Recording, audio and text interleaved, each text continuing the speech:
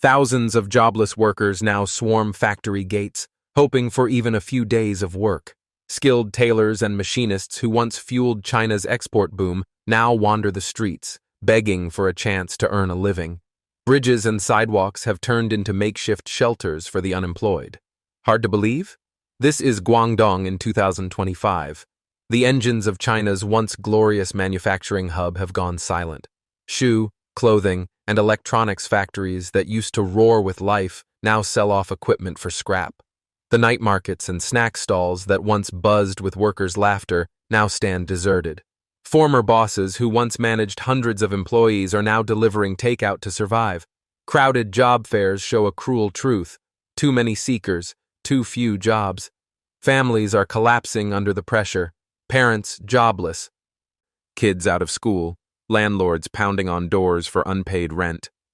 In this video, I'll take you deep into the reality of Guangdong's downfall.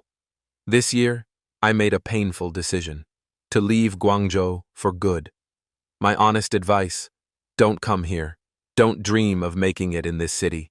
I've spent 6 years here, and the last 2 have been pure misery. Life in Guangzhou is no longer about chasing success, it's about survival. At least in my hometown, life is cheaper and calmer. If you still want to move, go somewhere else. Even Shenzhen is better. As for me, I'm done. There's nothing left here but suffocating heat, filthy alleys, rats and cockroaches, and rent traps disguised as urban villages. Monthly wages hover around 3,000 to 4,000 RMB, maybe 5,000 if you're lucky, but never enough to live decently. And Dongguan? It's worse than anyone imagines. Just walk through the city. You'll see for rent signs covering every street. Once vibrant areas like Gaobu, Zhenxing Road, and Gaofeng Avenue are ghost towns now.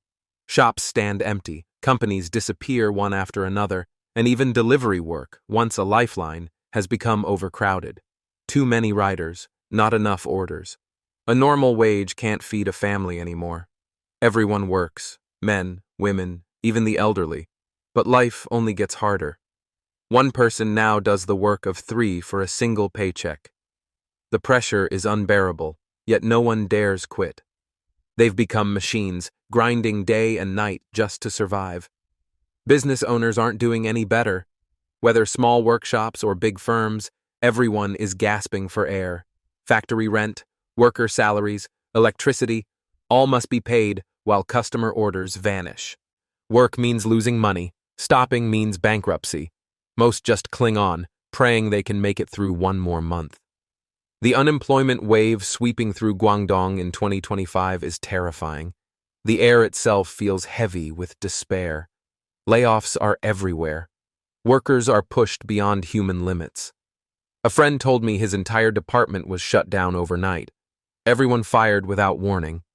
He found another job in June, but it was hell. Unpaid overtime, midnight shifts, and no weekends. His boss even hinted that asking for overtime pay was unprofessional. Just last week, his new company cut staff again. This is Guangdong today, where finding a job that pays on time has become a dream, and survival itself feels like a luxury. China's once thriving Yangtze River Delta, the beating heart of private enterprise, is now sinking into silence. Factories that once roared with life are shutting down in waves. Workshops stand empty, debts skyrocket, and half-built real estate projects rot in the sun. Across Douyin and WeChat, videos of liquidation sales, dismantled machinery, and abandoned offices are spreading like wildfire. Mountains of unsold goods fill warehouses, shop signs are ripped down, and once bustling streets have turned into ghost towns. Businesses are collapsing one after another, like dominoes in free fall. One tearful shop owner went viral after confessing he had lost over 500,000 RMB in just 6 months. "Tonight, we'll eat our last meal together," he said. "Then I'll take down the sign, and my workers will go home. I borrowed more than 1 million RMB, and now I can't even pay rent." His story is far from unique. The crisis is devouring every sector: restaurants, factories, e-commerce, construction. Salaries are being cut. Layoffs spreading like a plague. The unemployed fill the streets. And even once successful professionals now scrape by with delivery gigs and odd jobs just to survive. China's once mighty construction empire has crumbled. Housing prices have fallen by nearly half, land sales have frozen solid, and the entire supply chain, from cement to interior design, has collapsed under the weight of despair. Thousands of companies have gone bankrupt, leaving behind half-finished towers and unpaid workers. A businessman surnamed Wang, 20 years in the construction trade, broke down in tears online. "I owe 12 million RMB. I almost ended my life by jumping into the river, but my daughter's call stopped me." Even former tycoons aren't spared.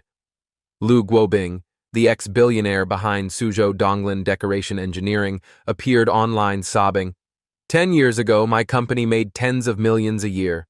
Now I owe 20 million. I wear a 130,000 RMB watch, drive a 500,000 RMB car, and yet I'm fleeing alone." His words struck a national nerve. Thousands commented they, too, can't find a single project this year. Hope is fading fast. In Kunshan, a production director named Jelly told reporters the truth everyone fears. Private firms are collapsing faster than ever before. From tech startups to street food stalls, no one is safe this winter. Across China's business circles, pessimism has become the new normal. On social media, despair echoes through every comment section. "Let's just lie flat. We're the last generation," one post reads. The dream of prosperity that once defined a nation is gone, replaced by exhaustion and quiet resignation. Experts warn this isn't just a temporary slump, it's a structural breakdown. After 40 years of breakneck growth, China's economic engine has stalled, leaving behind a trail of broken businesses and broken dreams. Meanwhile, China's youth are facing a future their parents never imagined.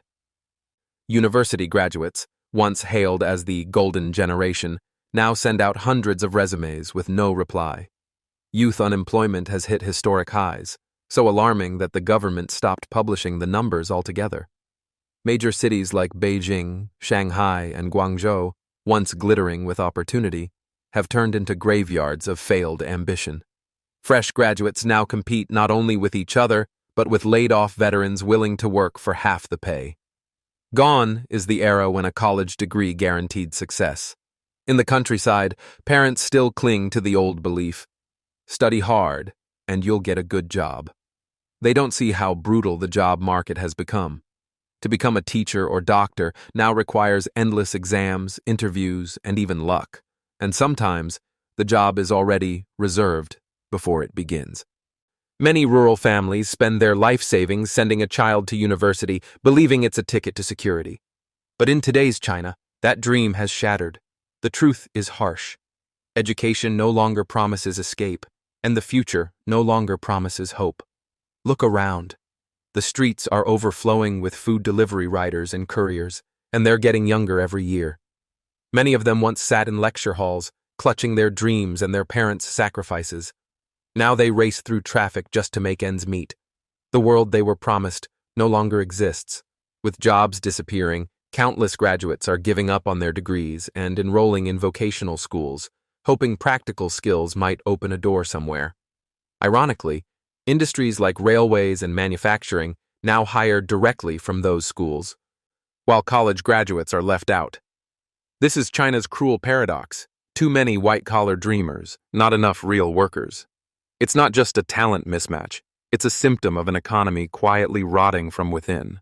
When China's economy was booming, entire industries of refined living, arts, fashion, music, flourished.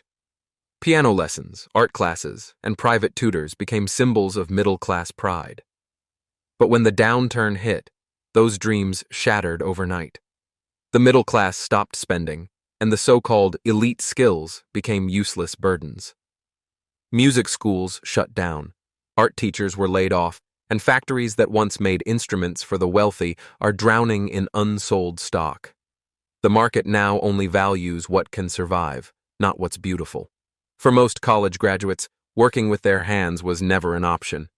The dream was to join internet giants, foreign firms, real estate developers, the engines of success and social status. But those doors are now slammed shut.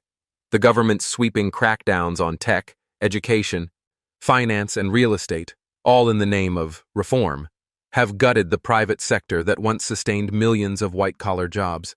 What was meant to strengthen the nation has instead strangled its economy.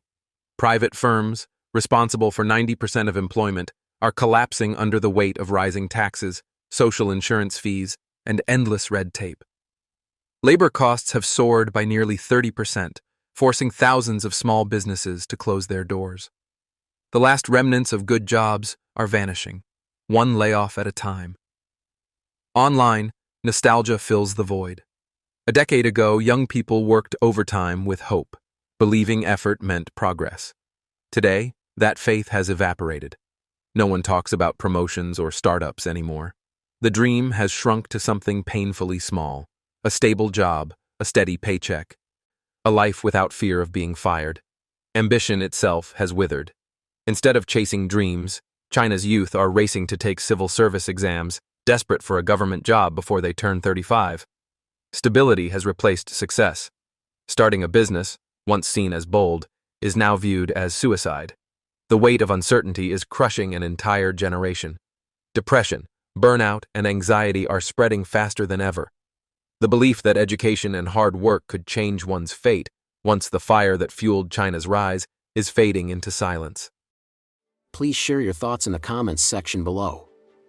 We will keep reporting on the COVID surge in China, so don't forget to subscribe to our channel and turn on the notification bell to get the latest videos.